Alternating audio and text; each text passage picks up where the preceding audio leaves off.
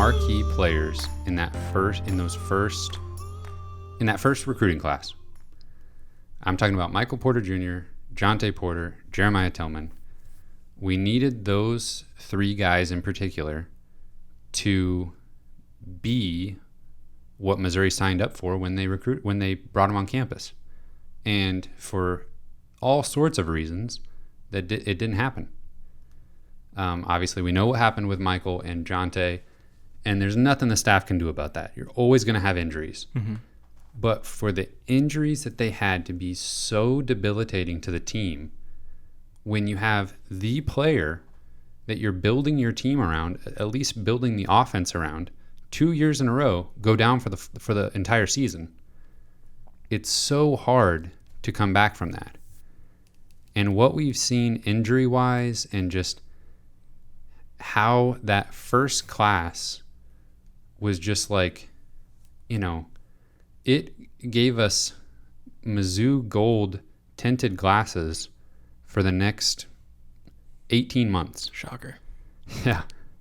And it's so, when you see that recruiting class, you're going to be thinking, wow, something has changed, and is headed in the right direction. And that was the case.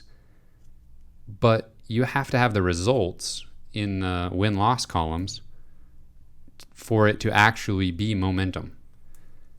Yeah, we've kind of talked a little bit about Cuonzo Martin's personality. Obviously he's an incredibly intelligent and calm, collected guy, and seems like somebody that anybody would want as a mentor or as a leader in their life. And we hear that over and over again from the players that he's recruiting. And his press conferences, are always just sharing wisdom. Yeah.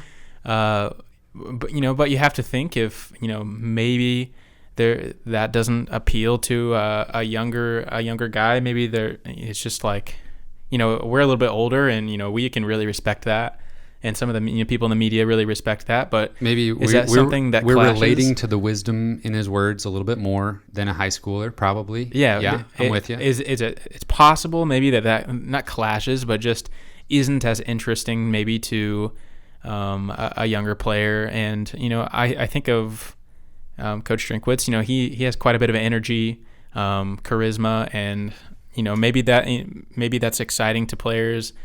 I don't know. I have to agree with you that I think on-court performance has a lot to do with it.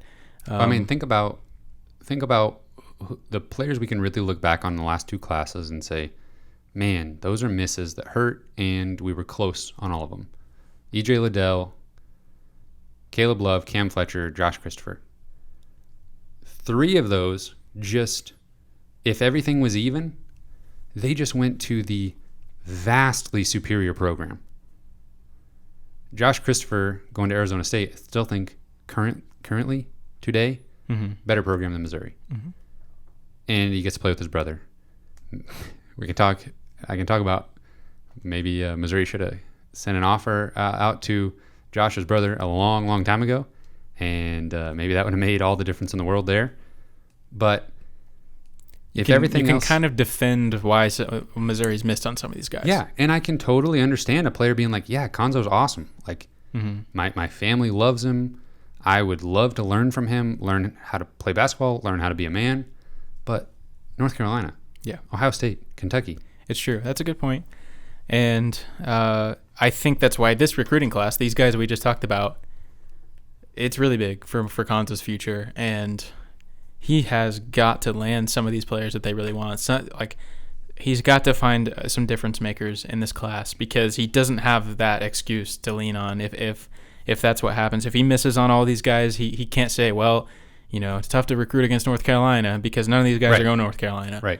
So, that's a good point. And I think we'll see Cuonzo Martin really get tested in this recruiting class, and maybe we'll be able to kind of make a better conclusion about just his recruiting journey in general at Missouri after these guys have all committed somewhere.